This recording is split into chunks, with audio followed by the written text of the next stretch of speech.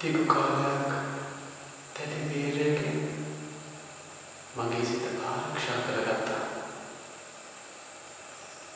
කොට කාලකින් කෙලිස් මතුන බවක් මතක නැහැ.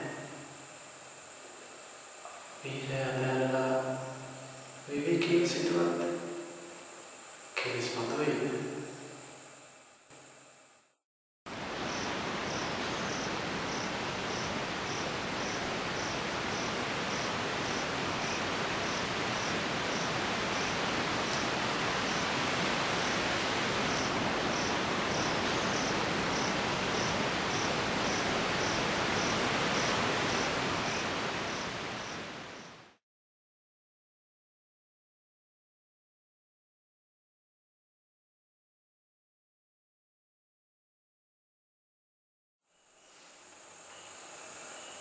මේ පරිසරය වගේම මගේ හිතත් නිවිලා සාමකාමී සැහැල්ලුයි සමීපයි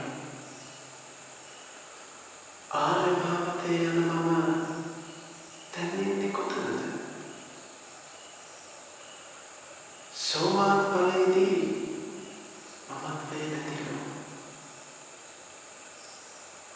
බුදුරජාණන් වහන්සේ ගැන ආර්යයන් වහන්සේලා ගැන සැක නැතිලු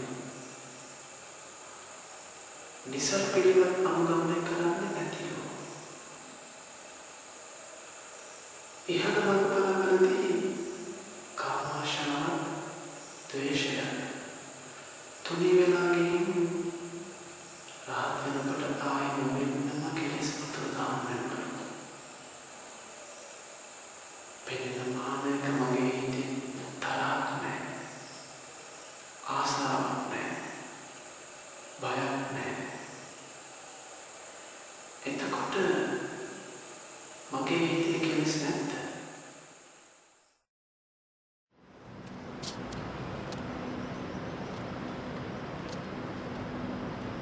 පස්සේ ඕම ඉඳ ගන්න. කකුල හිරිවැටිලා වගේ නේද? හිරිවැටීම කියන්නේ දුකක්ද ඊපස්සේ? කායික වේදනාවට වැඩි ස්වාමීන් වහන්සේ ඔබ වහන්සේට නමස්කාර කරන්න ලැබුණ නැති එකයි මට තියෙන දුක. නමස්කාර කිරීමට නොහැකි වුණේ ඇයි ඊපස්සේ? හිරිගතිය යනකම් කකුල හොලවන්න බෑ ස්වාමීන් වහන්සේ. එහෙම කරන්න ගියා නම් වැටෙනවා. ශාරීරිය තමාගේ පාලනයේ නැති අවස්ථාවක් නේද ඊපස්සේ?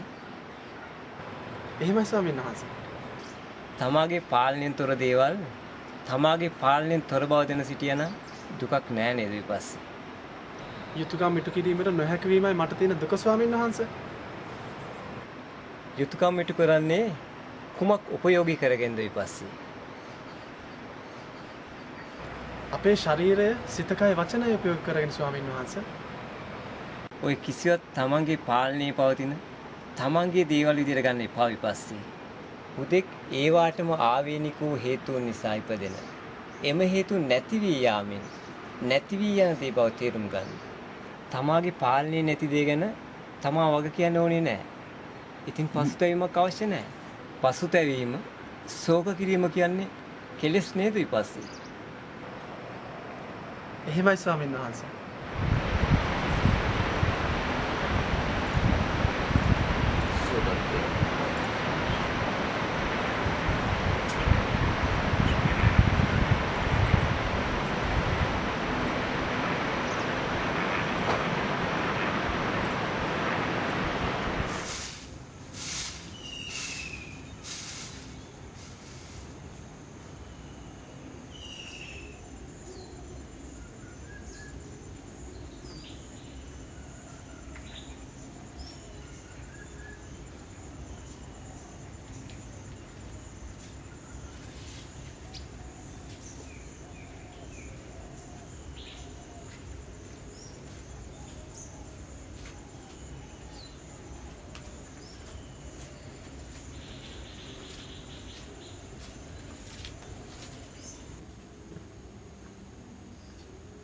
ආනන්ද ආනන්ද තාම සතිපිලාද ආනන්ද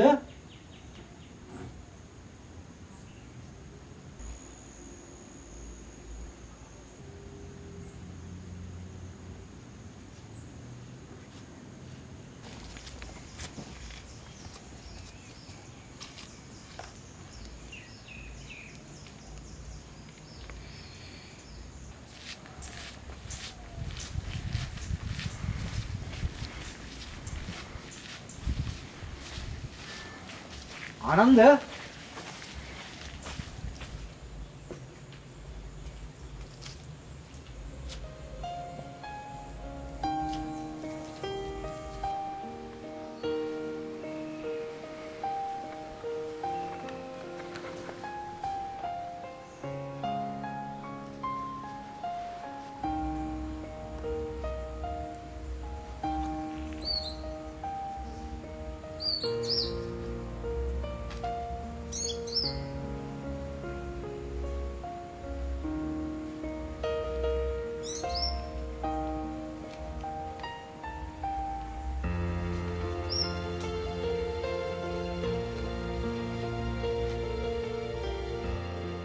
ඔබ වහන්සේ මට කොච්චර බැන්නත් මගේ හිතේ කිසිම අමනාපයක් නැත. ඒ මගේම හොඳට ඒ දේවල් කියපුවම මම දන්න නිසා. මම කොතෙක් උත්සාහ කළත් මගේ හිත පැවති කරගන්න මට බැරි වුණා. හිත පැවති නොකර සිවුරක් දරාගෙන ඉන්න එක පිච්චෙනවා වගේ මට දැනෙන්නේ. මගේ පැවති ජීවිතය අසාර්ථක වුණත් අද සිට හොඳ ගිහි ජීවිතයක් ගත කරනවා. මට සමාවන්න. මේට ආනන්ද. මං කොරේ යන්කෝ දුවේ.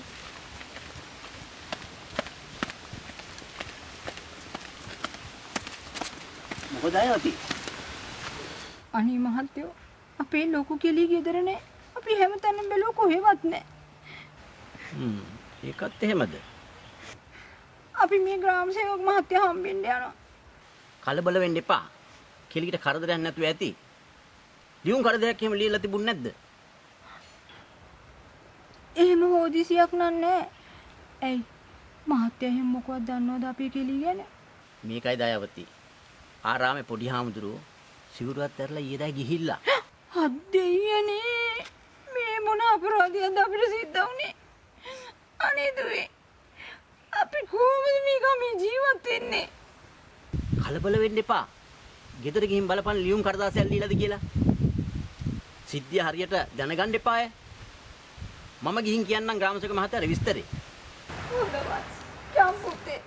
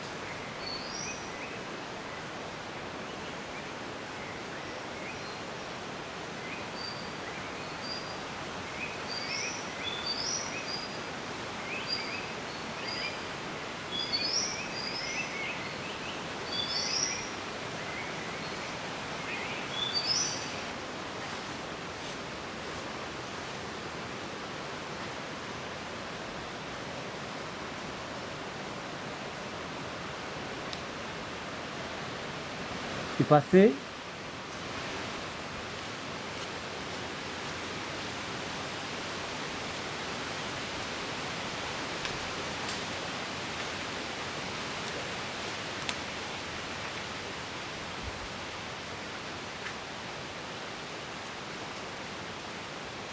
විපස්සීගේ හිත වැඩිපුරම එකඟ වෙන්නේ ආනාපාන සතියදී නේද?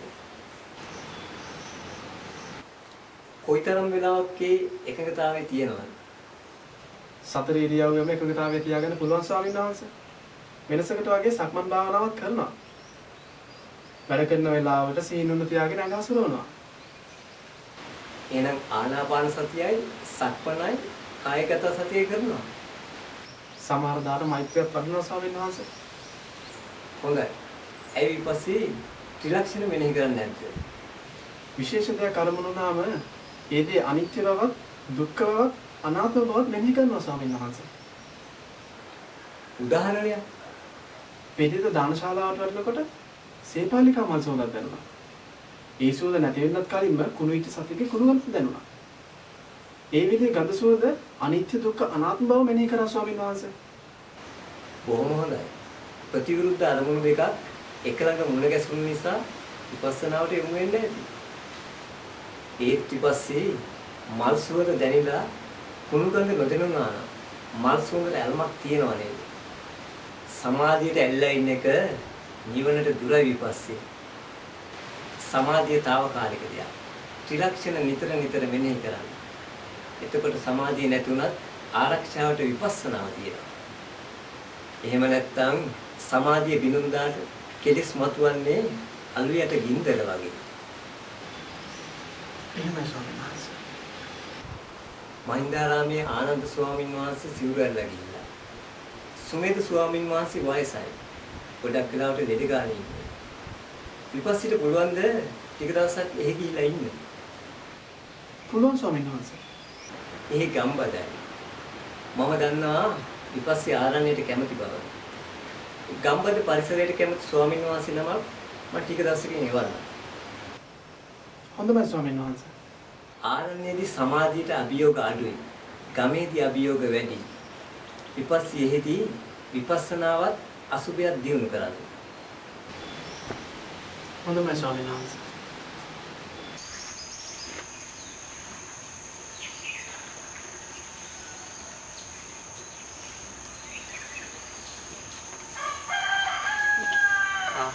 නන්ද තේත් හැදුවද? කොයිද? කතා කෙරුවට ඉතින් ගෙට ඇවිල්ලා වාඩි වෙන එකක් ය. මේ හොඳයි නන්ද. මේ ළමයා තාමත් නැහෙනේ.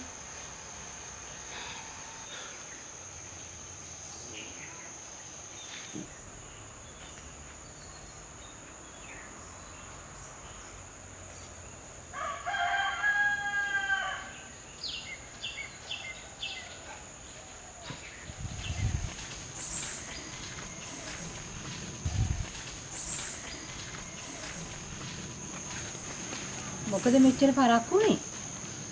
අරුණි එක්ක ටිකක් කතා කර කර හිටියාම්මේ. අයියා ඇවිත් ගොඩක් වෙලාද? කෝල් කරාද? ෆෝන් එක චාර්ජරයට ගහලා ගිහලා තිබුණා. කවුද අර හාමුදුරු? දන්නේ නැහැ. මාත් අදමයි දැක්කේ. කතා කළේ නැද්ද? අරුණිමයි ළඟින්මයි වැඩියේ. ඔළුව උස්සලවත් බැලුවේ නැහැ. හරිම සිල්වත් පාටයි. කලින් හිටපු එක සිල් රැක්කේ අපූර්වට. මට නම් පේන්න බෑ අර හොර ගණයි. එහෙම කියන්න එපා කමල් අයියේ. සිල්වත් හාමුදුරුවරුත් ඉන්නවා. අපෝ ඉන්නවා. මට ඔය හැමදාම හම්බෙන්නේ.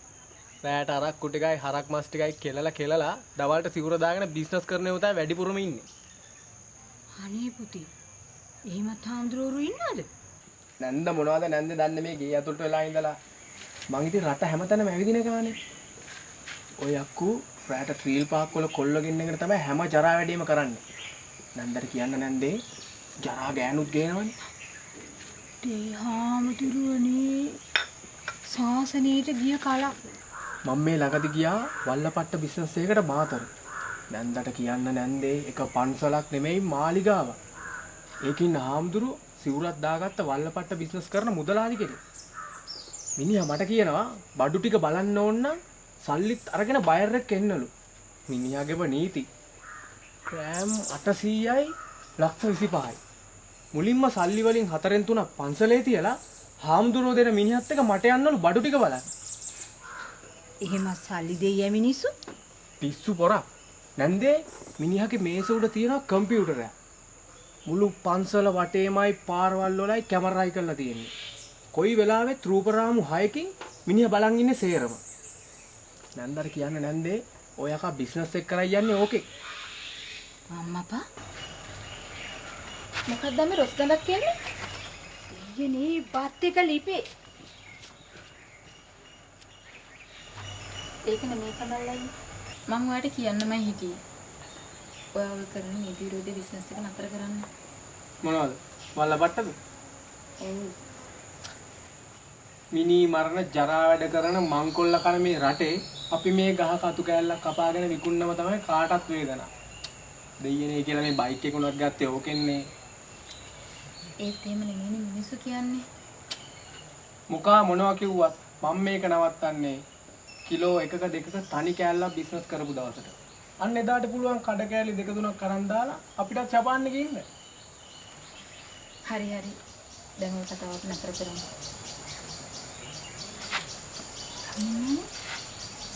ලයිසන් හම්බුණා විතරයි.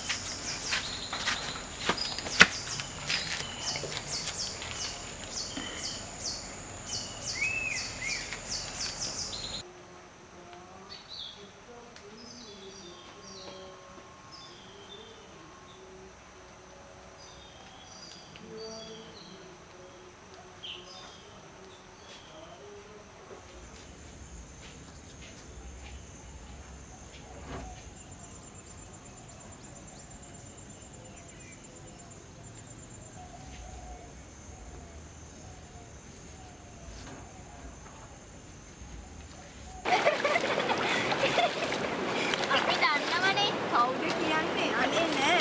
එස්පොටාල ආරිය. ඉස්ස නැතුව ඉන්නවා.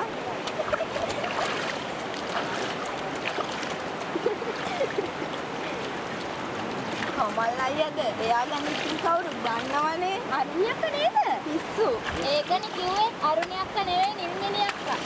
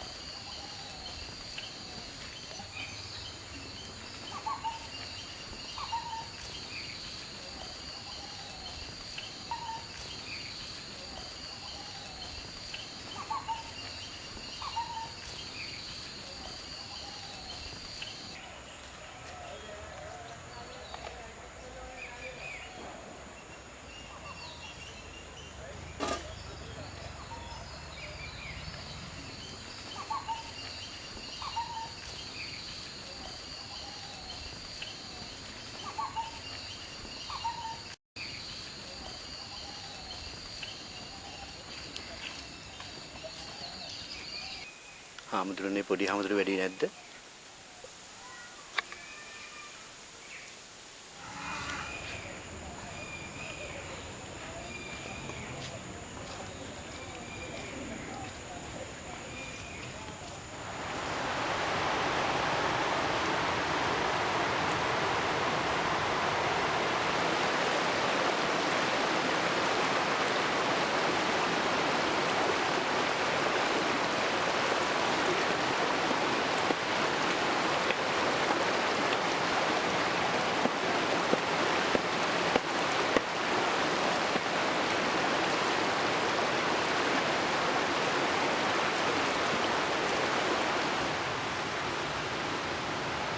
ප්‍රතිපක්ෂී දාන ලැබෙන ස්වාමීන් වහන්සේ. ඔබ වහන්සේ වදිනේ. මම දාන ලබාගෙන වදිනවා.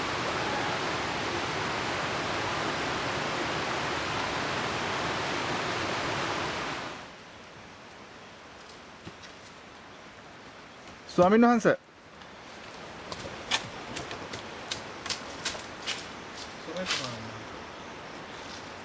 පෙරවන් සරණයි. පෙරවන් සරණයි ස්වාමීන් වහන්සේ. මම සුමේද. මේ ග්‍රාමසේවක මහත්තයාට කියලා මේ ෆෝන් එකක් ගත්තා. ඔව්. කාරණාව කිව්වනම් ස්වාමීන් වහන්සේ. මේ විපක්ෂී ස්වාමීන් වහන්සේගේ හැසිරීම රටාවත් හොඳ මදි වගේ. මේ වැඩ වාසය කරන එක හොඳ මදි වගේ. මොකද්ද සිද්ධ වුනේ ස්වාමින් වහන්සේ? මාත් එක්ක උන්වහන්සේ පින්ඩපාතේ වැඩියා. මං හිතන් උන්නේ පිටිපස්සෙන් වඩිනවා කියලා. මේ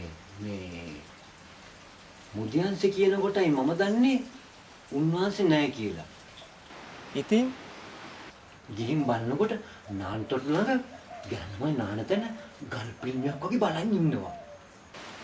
ඊට පස්සේ ටික වෙලාවකින් මුකුත් තුන් නැහැ වගේ පින්ඩපාතේ වැඩියා. ඒකත් එහෙමද? පින්ඩපාතේ වඩින්න වෙන පාරක් නැහැ නේද ස්වාමින් වහන්සේ? නෑනේ ස්වාමින් වහන්සේ. උඩා පාලමෙන් ගොඩ වෙලා එන පාර හදලා තින්නේ ආරාමෙටමයි. ඒත් 7:02මාරක් විතර දුරයි. හොඳයි. දැනට ඔය ගැන කලබල වෙන්න එපා ඔබ වහන්සේ. එහෙමයි. උන්වහන්සේ මහණුන්වලටත් ඔය වගේ ප්‍රතිපදාවක් අනුගමනය කළා. ඒ කිවි ස්වාමින් වහන්සේ ඔය පුරාණ ප්‍රතිපදාවක් නේ ස්වාමින් වහන්සේ. කෙලෙස් හටගත්තු තැනදීම කෙලෙස් නැති කරන අදහසින් අඩියක්වත් ඉස්සරහට තියන්නේ නැතුව සිහිනුවන ඇති කරගෙන කෙලෙස් යටපත් කළාම තමයි නැවත වඩින්නේ. එහෙමයි. ඒත් ඕව මේකට ගැලපෙන්නේ නැහැ නේ ස්වාමින් වහන්සේ. ඒ මොකද? ලැජ්ජයිද ස්වාමින් වහන්සේ? අන්නේ ලැජ්ජාවම තමයි ඒ ප්‍රතිපදාව අනුගමනය කරන කෙනාව ඉක්මනින් කෙලෙස් දුරු කරවන්න උනන්දු කරවන්න. තේරුණාද ස්වාමින් වහන්සේ? එහෙමයි. විපස්සී ගැන ඒ තරම් කලබල වෙන්න එපා. සසර දුක අඳුරගෙන පැවිදි වෙලා නිවන් මඟ වඩින ස්වාමින් වහන්සේ නම. එහෙමයි. සෝදිසිං හිටියට කමක් නැහැ. උන්වහන්සේට මෛත් එක්ක කතා කරන්න අවශ්‍ය නම් ග්‍රාමසේවක මහත්තයා මුල ගස්සන්න. එහෙමයි. එපමණයි නේද ස්වාමින් වහන්සේ? එහෙමයි ස්වාමින් වහන්සේ. එහෙමයි. තිරුවන් සරණයි.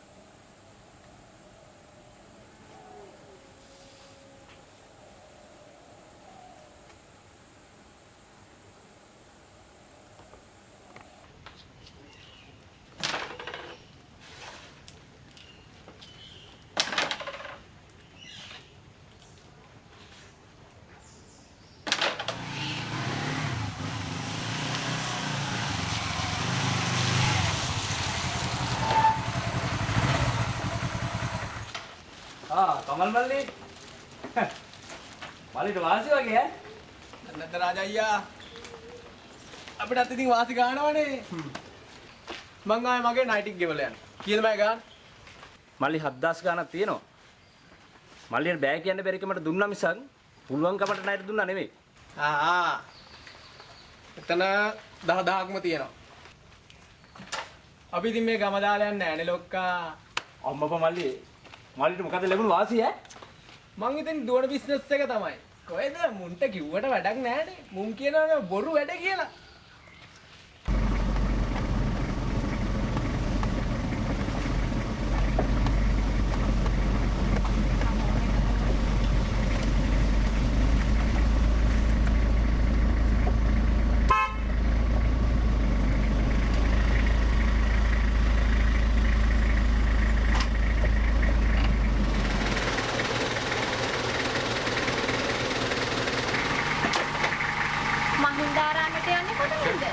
මේ පාරේ ටික දුරක් ගියාම නෝනා මේ ග්‍රාමසේක මහත්තයාගේ ගේ තුන දකුණු පැත්ත. එතන වාහනේ දාලා එතන තියෙන ගුරු පාරෙන් ඉස්සරහට යන්න. වාහනයකින් යන්න බැද්ද? වාහනයකින් යන්න බෑ නෝනා. පාලමට උඩින් තියෙන පාරේ ගියොත් හැතැම්ම 3ක් විතර යන්න වෙනවා. ඒත් ඒ පාර සවුත්තුයි. වාහනයකින් යන්න බැරි වෙයි.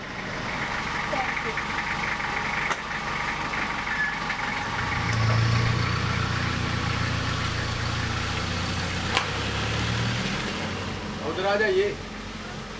ටිකක් දුක හදනවා.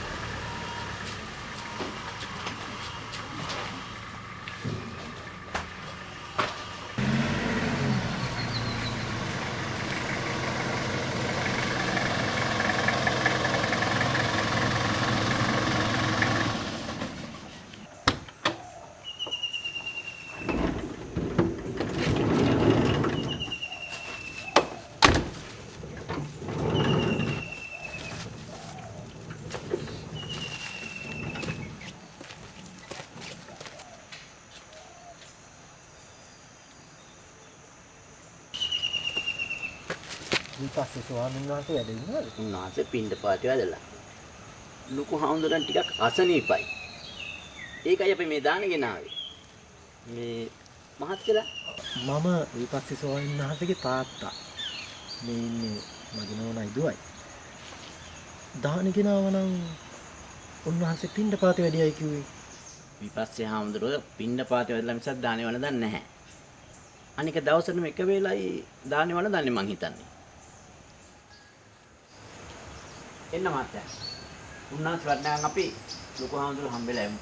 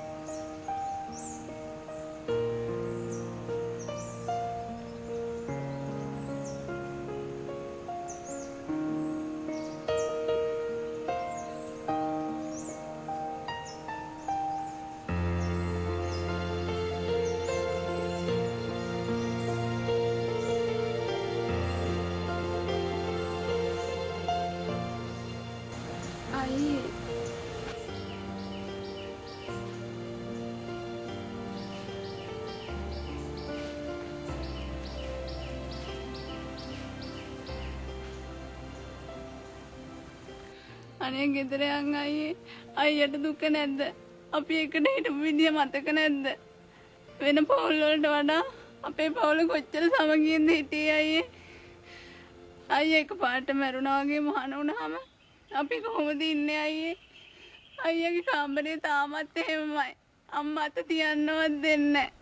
අනේ ගෙදර යන් අයියේ. නැතිටින්න දුව. බෑ මට අයියා නැතුව ගෙදර යන්න බෑ. සිහිය පිහිටවා ගන්න. ප්‍රියයන්ගෙන් වෙන්වීම දුකක්. අපි කැමැත්තෙන් හරි අකමැත්තෙන් හරි මරණයෙන් හරි වෙනම හේතුවකින් හරි වෙන වෙනවාමයි. ඔය වගේ සංසාරයේ දුකදී අපි හිලපු කඳුළු එකතු කරොත් මේ මහ මුහුදටත් වඩා වැඩි. ප්‍රිය කරන අයගෙන් වෙන්වීම එක දුකක් විතරයි. අප්‍රිය කරන අය සමග වාසය කරන්න වෙනවා. ප්‍රිය කරන දේ නොලැබී යනවා. අප්‍රිය කරන දේ ලැබෙනවා. ඉපදෙනවා, ලෙඩ වෙනවා, වයසට යනවා, මැරෙනවා, කායික වේදනා විඳිනවා, ශෝක කරනවා, සුසුම් හෙලනවා වගේ වේදනා ගොටකට මුහුණ දිදී ඉපදී මෙරි සංසාරගත වෙනවා. මේ වගේ දුක් සහිත සසරේ මනුස්සාත්ම භවය දුර්ලභයි. බුදුරජාණන් වහන්සේ නමක් පහළ වුණ ධර්ම රත්නය පවතින සංඝ රත්නය පවතින යෝගයක මිනිස්සාත්මයක් ලැබීම ඊටත් වඩා දුර්ලභයි.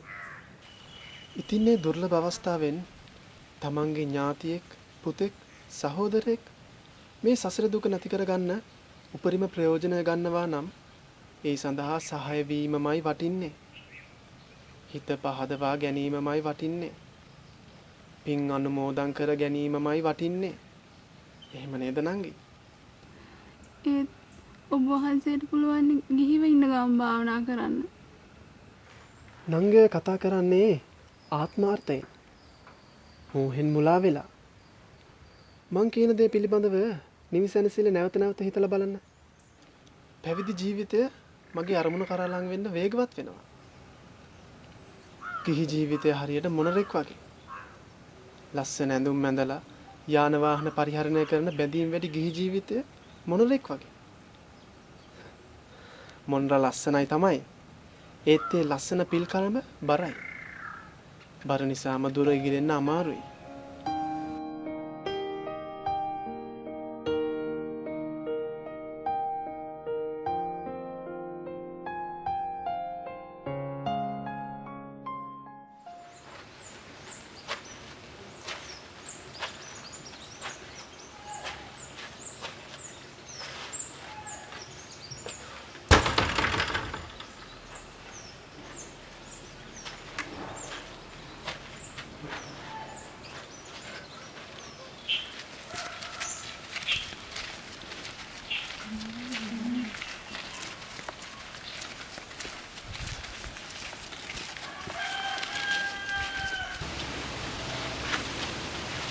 ගොඩක් වෙලා දැම්මලා. කොහෙද ගියේ? ආරාමට ගියා.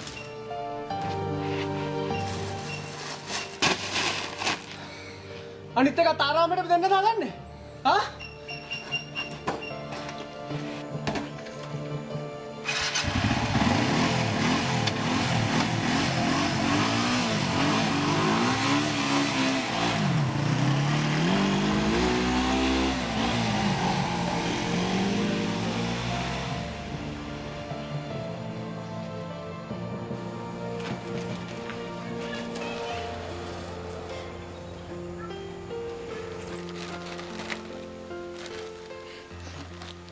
මං එකක් කියන්නම් පුතේ. ඔය වගේ කුකුළු කේන්තිකාරයෙක් බැඳගෙන සන්තෝෂෙන් ජීවත් වෙන්න පුළුවන්ද කියලා කල්පනා කරලා තීරණයක් ගත්තොත් හොඳයි.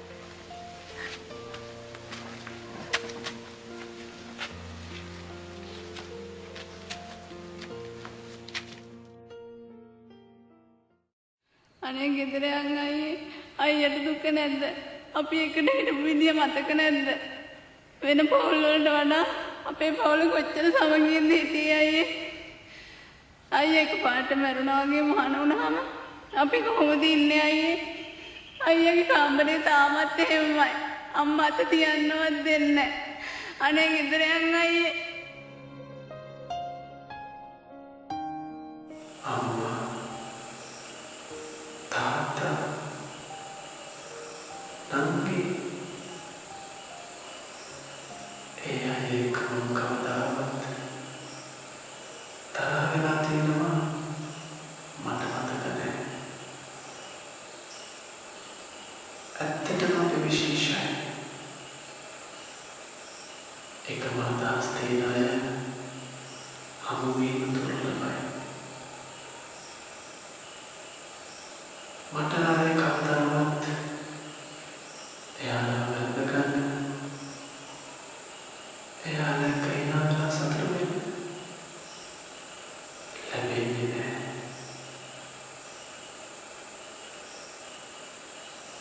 ඇත්තටම මම මේ මොකද කරන්නේ? තාත්තා වුණනම් මට භාවනා කරන්න කීමකින් වෙනම කාමරයක් හදලා දෙන්න. මම සිවුරු වලින් ඕනේ. දැන් ක්‍රමසේනක මහත්තයට කියලා ධම්ම ස්වාමීන් වහන්සේට මම මේ බව දන්වන්න ඕනේ. උන්වහන්සේ මම තේරුම් ගනී.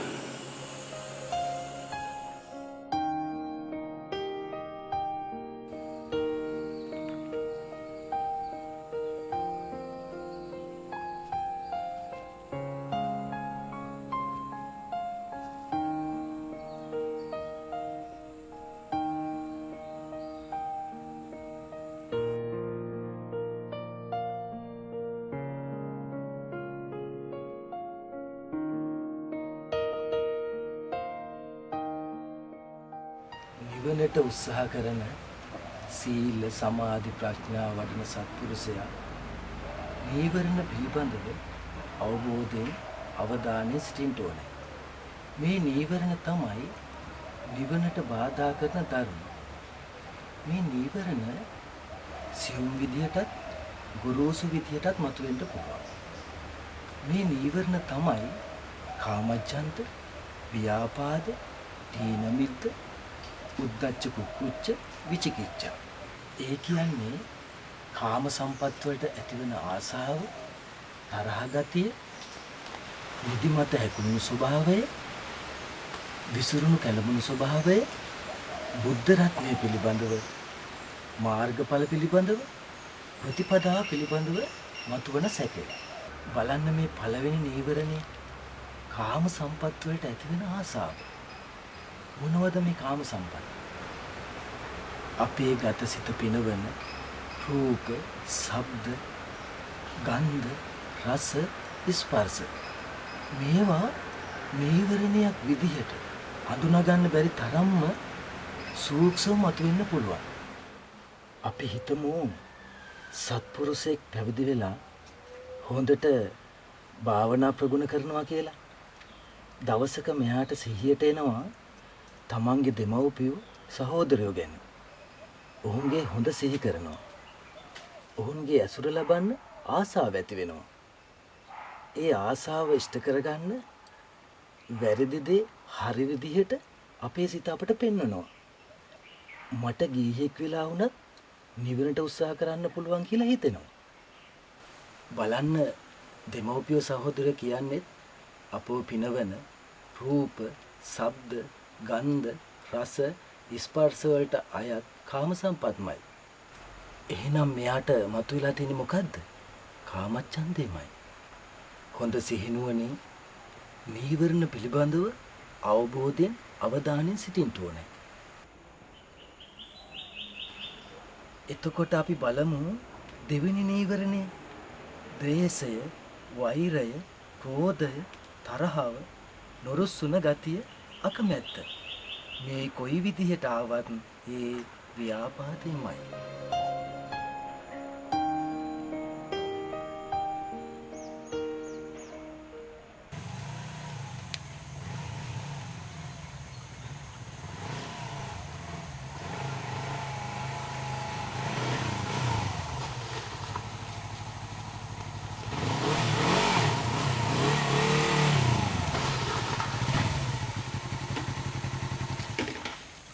ඇයි මේ? මට මගේ පාඩුවේ ඉන්න දෙන්න කමල් අයියේ. මම පොලිසියට ආවුණා. ඒකයි පහුගිය ටිකේම එන්න බැරි වුණේ. මගේ ෆෝන් එකක් නැති වුණා කෙල්ලේ. මට ආරංචි ඔක්කොම. හැම දෙයක්ම ආරංචි නෑ. අයියෝ මේ තරහ වෙලා ඉන්නේ. අම්මා කැමති නෑ කමල් අයියේ. අම්මගේ නෙමෙයිනේ. මං ඔයාගේනේ. ඔයා මට කැමතිනේ. කියන්න. ඔයා මට ආදරේ නේද? මාත් කැමති නෑ අම්මට පිටපාල යන්න. ඇයි? උඹත් හිතන් ඉන්නේ අක්කා වගේ පන්සල එකක් යන්නද? පව් කර කතා කියන්න එපා කමල් අයියේ.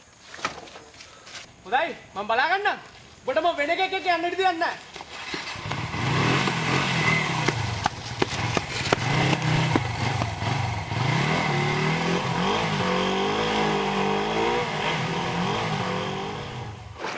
පව්බන් කමල් අයියා මට කියනවා කොහොමද උඹ යාළු කර දෙන්නලු.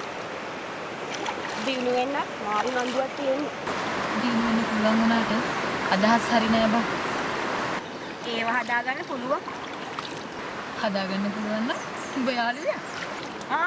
එහෙම දෙයක් වුණොත් උඹ ඉරිසියක් පැල්ල මැරෙයි. මේ මට නාගන්න ඕන. කො සබන් කෑල්ල? අර තියෙන්නේ.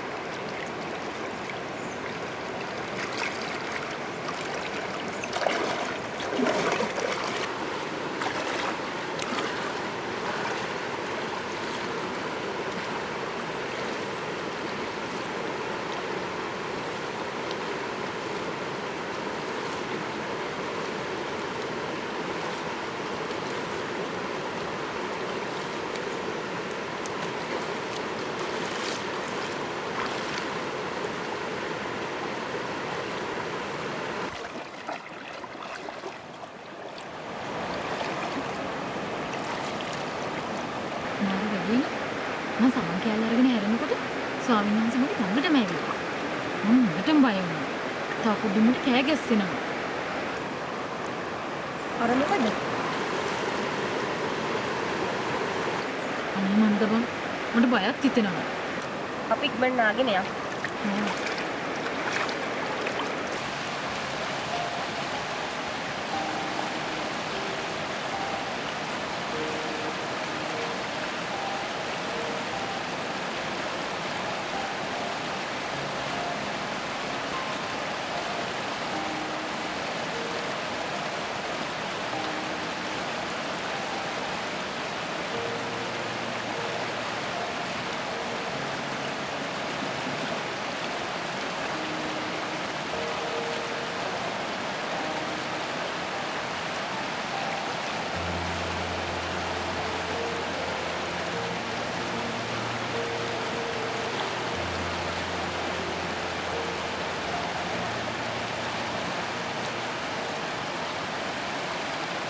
ඔබ වහන්සේට දාන්න ලැබුණාද?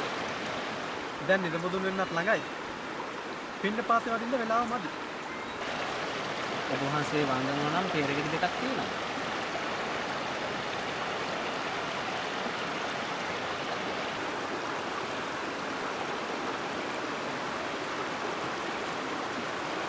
ගියේ ඉරිදා මහත්තයා ඉමුල් ගහයට ධර්ම සාකච්ඡාවක හිටියා නේද?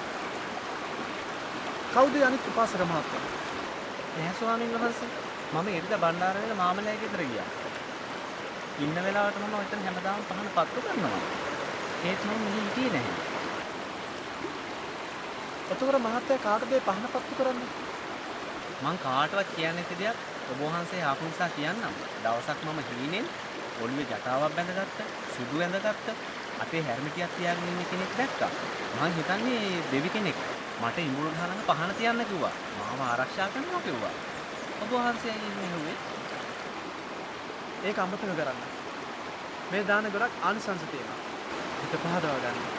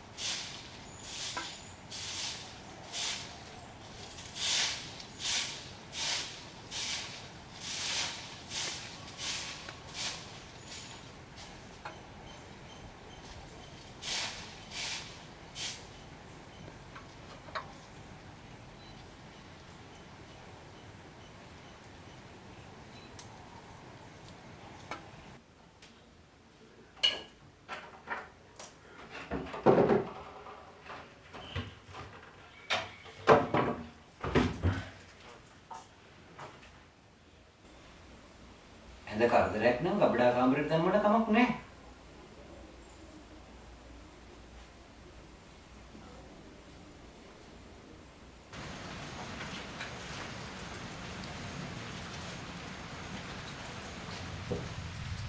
නාම්වික්කේ අඤ්ඤං ඒක රූපම්පි සමනුප්පස්සාමි යං ඒවං පුරිසස්ස තිත්තං පරියාදාය තිත්තති යදයිදං වික්කවේ ඉත්ති රූපං වික්කවේ පුරිසස්ස තිත්තං පරියාදාය තිත්තති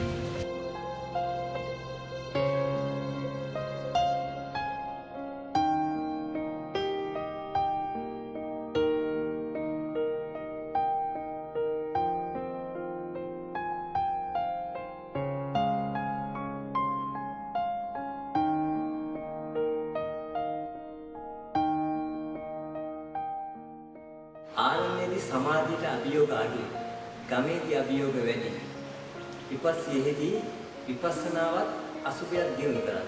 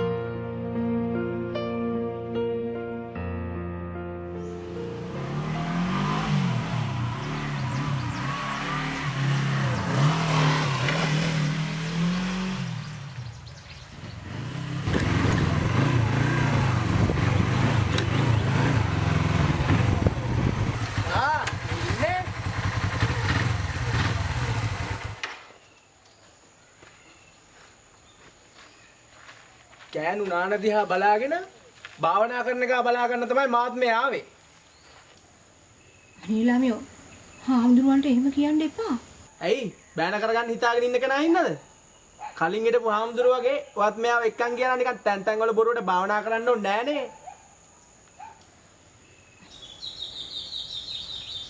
මහත්තයා යන පාරේ කටකට ගාපු අසුචි මල්ලක් දැක්කොත් ඒ අසුචි මල්ල පයින්වත් පාගල බලන්න යනවද? මහත්තයාගෙත් මගෙත් මේ අයගෙත් ශරීර හරියට අන්නේ අසුචි මලු වගේ. අසුචි මලු තව හොඳයි. සිදුරු නැතුව හොඳට කටකට ගහලා තියෙන නිසා. ඒත් අපේ ශරීරය වගේද? නිතරම සිදුරු 9කින් අසුචි පිට වෙනවා. සෙම, සොටු, කෙල, කබ, කලාඳුරු, ලේ, දහඩිය, මූත්‍රා, මලපහ මේ කිසි දෙයක් තමාගේ උනත් ශරීරයෙන් පිට වුණාට පස්සේ අල්ලන්න කැමතිද? මේ බව නිතර මෙනෙහි නොකරන සිහිනුවණෙන් පිරිහුණු මිනිස්සු අසුචි මලවල ඇලලා ජීවත් වෙනවා. ඒත් මම පිරිහෙන්න නොදී හොඳින් සිහිනුවණ ඇති කරගෙන පවත්වාගෙන යනවා. මගේ ඇඟත් පිළිකුලෙන් පාවිච්චි කරන මම මහත්තයා කියන විදිහට තවත් අසුචි මල්ලක් අරන් කොහේ යන්නද? බුදු කෙනෙක් ඉපදුන ධර්මයේ පවතින සංඝයා වැඩ සිටින මේ කාලෙන් උපරිම ප්‍රයෝජනය ගන්න.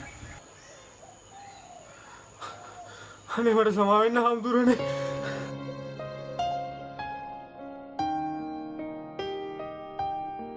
ළමයෝ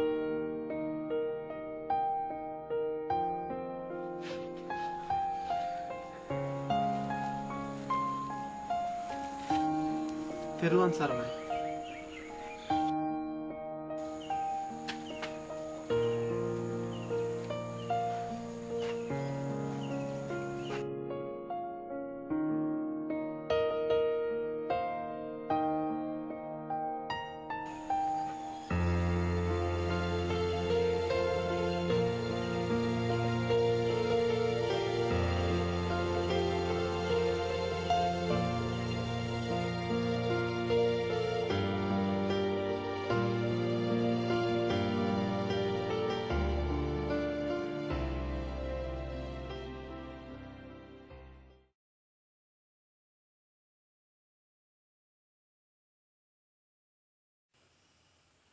නමස්කාර වේවා බුදුරුවනට සමදා බුදු හිමි සරණ යමි. නමස්කාර වේවා ධම්රුවනට සමදා සදහම් සරණ නමස්කාර වේවා සංඝරුවනට සමදා මහා සංඝ සරණ යමි. නමස්කාර